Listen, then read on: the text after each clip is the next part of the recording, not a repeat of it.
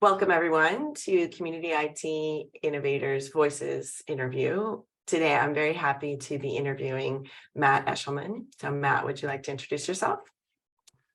Sure. Thanks for the intro, Carolyn. So my name is Matthew Eshleman, and I'm the Chief Technology Officer here at Community IT. And actually, as of this week, which is in January of 2023, I'm celebrating my 21st anniversary as a full-time employee at Community IT. Congratulations.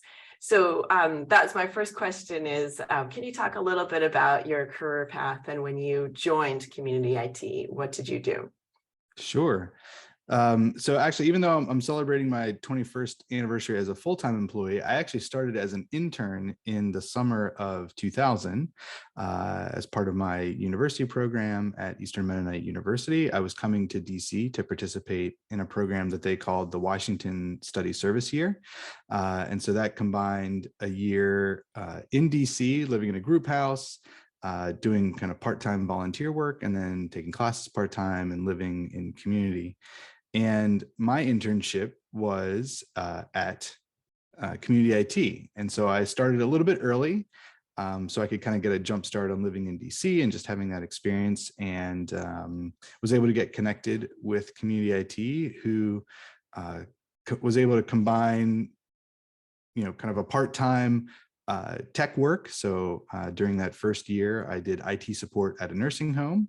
And then I also taught after school computer classes at the Thurgood Marshall Center, which was located in the YMCA just off of U Street in DC.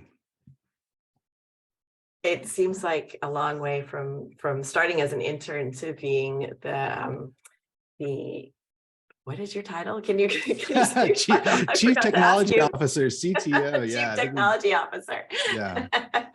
So as Chief Technology Officer, what do you do in a typical day? Well, no day is typical.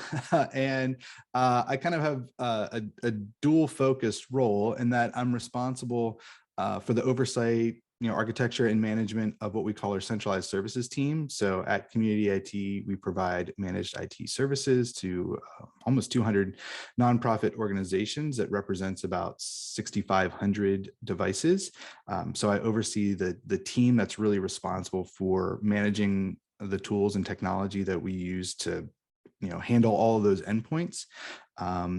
So that's kind of one big area of focus. And then the other area of focus is more, client facing in terms of working with larger organizations to help them plan and architect, more sophisticated technology solutions that may be required for their organization. So in that role, I really work a lot more closely with our IT business managers and the projects team to develop requirements and kind of figure out the best technology solutions that would be appropriate for those organizations.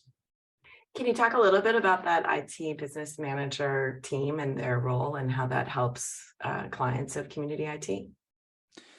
Yeah, I think it's something that's unique that Community IT does.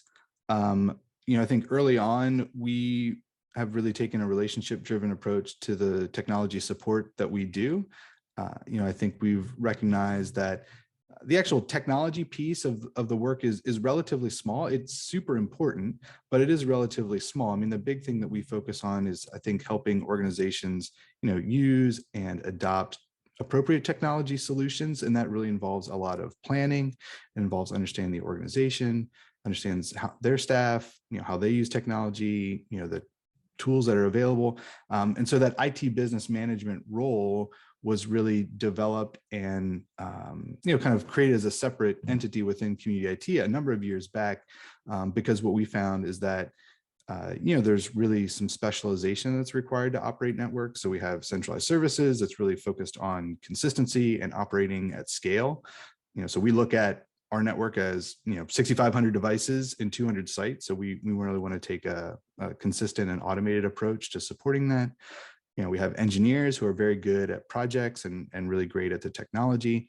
And then we have this whole separate role of IT business managers who are really focused on working with our clients to, again, understand their budgeting cycle, their financial requirements, their operating requirements, and then they can kind of relate those specific requests back to the different teams, so that we can kind of get the right people playing the right roles at our client.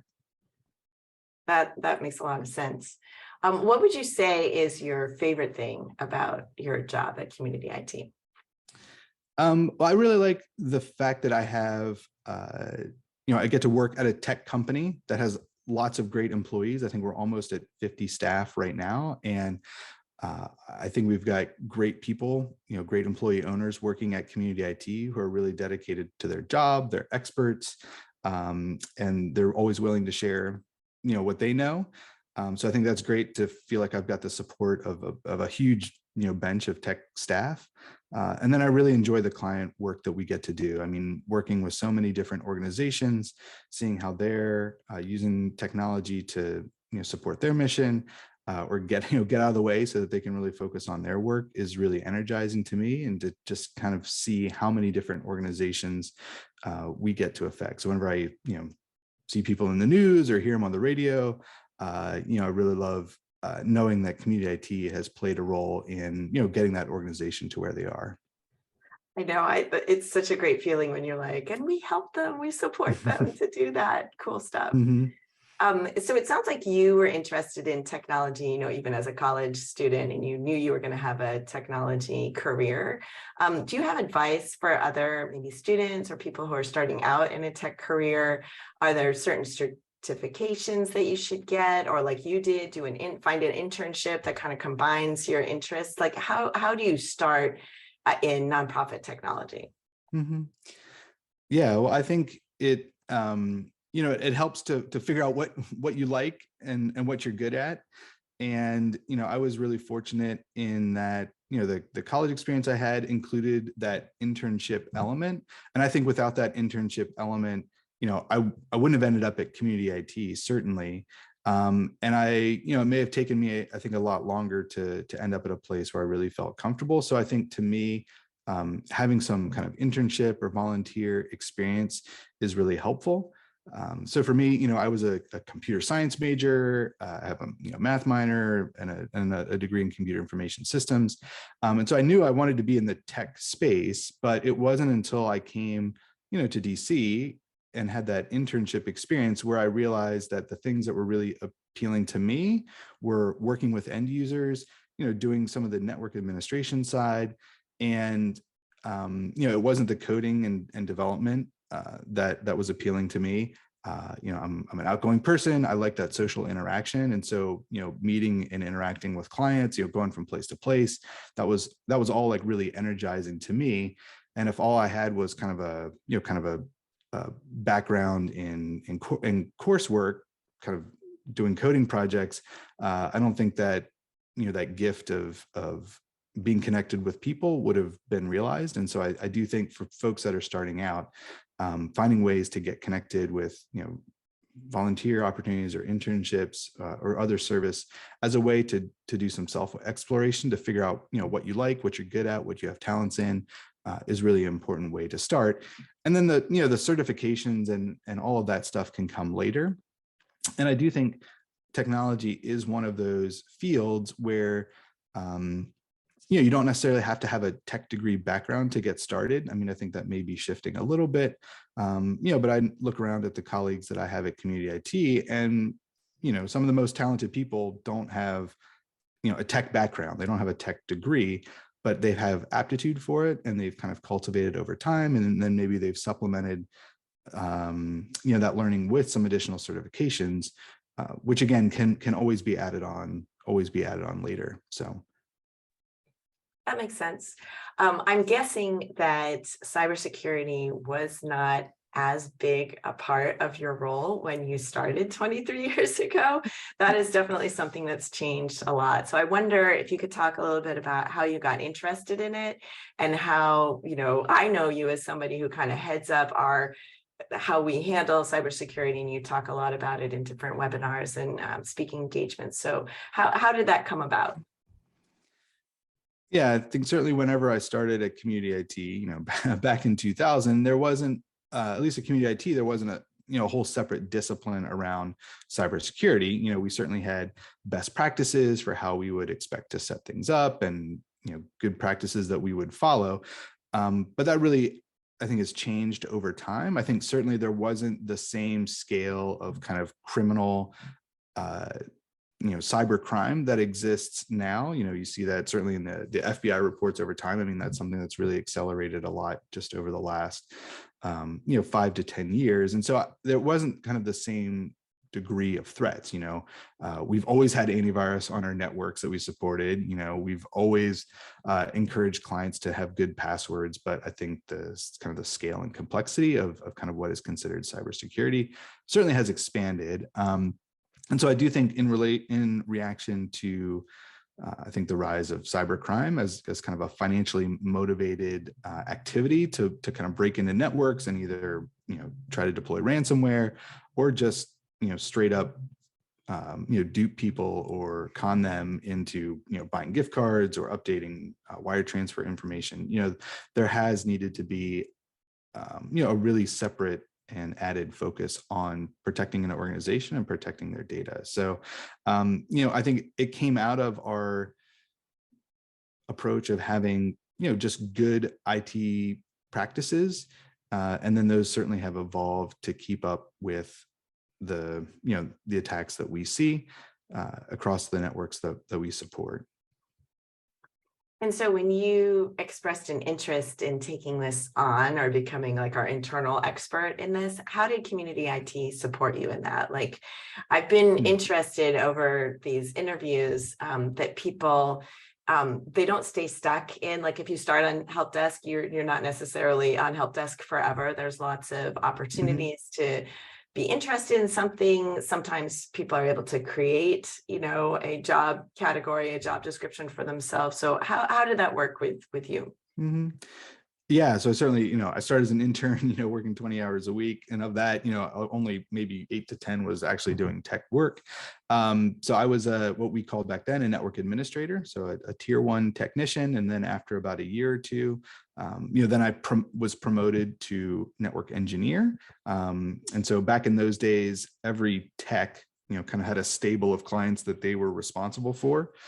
So we didn't have any centralized management.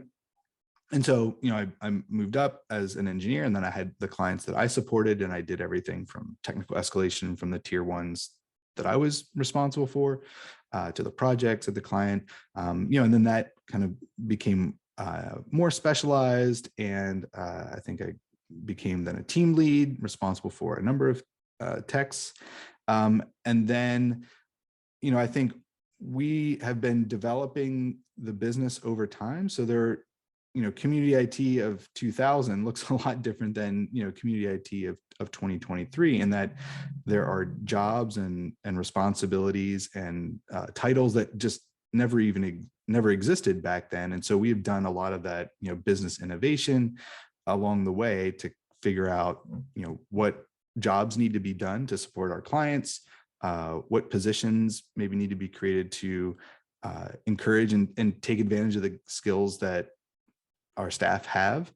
And so I remember, I think my first, I don't know, more senior level title was, I think, completely made up. I think I even wrote the own job description. I said, I think I'm going to be the director of professional network services. Like, that sounds like a cool title. It has director in it, has professional in it. I don't know that it made sense outside of any context, but in working with the leadership at community IT, they're like, okay, sure. Like, we see that you've got some skills and talents in kind of the planning and the architecture area. And so as we were growing and evolving as a company, that was a role that said, okay, you can move into. And then I think the same way, the CTO position never existed before I, essentially wrote the job description and talked to Johan, who's now the CEO, and said, hey, like, I really think I'm the CTO. Like, that's a role that that I think I'm doing already. And here's the job description, and let's figure out a way to make that transition happen. And so a lot of it was, evolving over time and creating new job titles and new responsibilities in reaction to where we were as a company. and the needs of our clients and the skills and talents of our staff. So yeah, we have maybe some unique job titles at Community IT because it has been largely an environment where we tend to hire a lot of junior staff and then cultivate them and grow them up. So we have not hired a lot of outside senior level techs from other organizations. And so it's felt like a very solid and organic growth plan that we've had that's really had strong leadership built in throughout it over the years. That makes sense. That makes sense. So can you, since you are a cybersecurity expert, while I have you here, could you talk about maybe a couple of things that are like absolutely all nonprofits need to have in terms of cybersecurity? Mm-hmm. Yeah. So I think, the less glamorous truth is I think a lot of cybersecurity, is not all, hackers in hoodies and like, what's the most sophisticated thing that we can do to protect ourselves? And, how are we going to, hack back the people that are getting us? But it really comes down to fundamental security controls that every organization needs to have in place. And so I think that's why we've taken a pretty measured and deliberative approach to cybersecurity. I don't get super excited or I think distracted about, what's the latest security breach to come out, because I think if organizations have good foundational plans in place, whatever the next breach is shouldn't actually impact their plan. And so the plan that I think all organizations need to follow is really grounded in foundational elements such as having an IT acceptable use policy for your organization, having clearly communicated standards about here's the technology that we use at the organization, here's how it's expected to be deployed, here are the information systems we have, here's the sensitive data that we are, that we have to have. We don't want to collect more data than we actually need to use. We're going to provide security awareness training for our staff to help educate them. Because as much as again, the buzz is around, these sophisticated hackers, like finding some website vulnerability and penetrating their way into the network through some, sophisticated zero-day attacks. The fact is most attacks are originating through email, tricking staff into clicking on links, giving up their password, even maybe giving up their multi-factor authentication, and then breaking in that way. And so for organizations that can educate and help train their staff, that's a great resource. And then, on top of that, making sure that every account has, good passwords protected by an app-based multi-factor authentication so that, if that password or when that password is inevitably taken, then, you've got that additional layer of multi-factor authentication control in place. So again, we, in the work that we do, we certainly encounter really sophisticated attacks. And so there may be more that, that organizations need to do. And we work with organizations to implement, a lot more sophisticated controls. But, when it really comes down to it, having staff who are engaged and aware and kind of know what to do whenever they see something that's, looks strange, that's an important foundational step. And having good, strong passwords with multi-factor authentication, that's another critical step. And then making sure computers are up to date, are protected with, a good antivirus package. That really gives you some good building blocks to make sure that your organization is protected against what the most common attacks are going to be. That makes sense. I know that a lot of people have stereotypes around technology and people who work in technology, and some of them are fair and some of them are not fair. Do you have any, observations on personality types and traits that really help people work at Community IT? Yeah, I think that's a good question. And I would say over time, I think Community IT has become a better place to work for people with different types of skills. I think, in the early days, because of the way we work, right? Everybody was kind of their own island and responsible for, doing all the things. It was really a type, if you were extroverted and were a good problem solver, and really detail oriented. Like those were kind of the people that were really successful at community IT. I think over time, as we've developed more specialization, then it creates opportunities for people with different skills and abilities to join community IT. So again, like I mentioned, I'm responsible for our centralized services team. Like they don't ever really talk to clients at all because they're really back end focused. And so I think people there, they tend to be more introverted, but they're really they have a high degree, I think, of responsibility and ownership over the platforms that they support. So even though they're kind of one step removed from engaging with their clients, they still have that core connection to being open, being sharing the knowledge that they have, and feeling a high degree of responsibility. I think folks who work on our service desk and are answering the phones, they tend to be, again, really detail oriented, really personable, and kind of have that friendly, engaging demeanor, so that they can react and respond to people who are having like frustrating technology challenges that like just need to get fixed. And then again, we've got this whole IT business management team that really is a less technical role. They're not necessarily fixing the most detailed problems, but the folks in that team again are a lot are client facing, and then they maybe have more gifts and capabilities around strategic planning or requirements analysis. And so so I think over time, that is one thing that I really appreciated at community IT, is that we've been able to create some different specialization and get people into positions where they can play to their strengths and they can do things that they're good at and they enjoy, and then from a company perspective that provide value to our clients. So taking that strengths-based approach, I think, has been good for community IT and given us, I think, the long employee retention that we have. People come to community IT and they tend to stay a long time because I think it's a great place to work.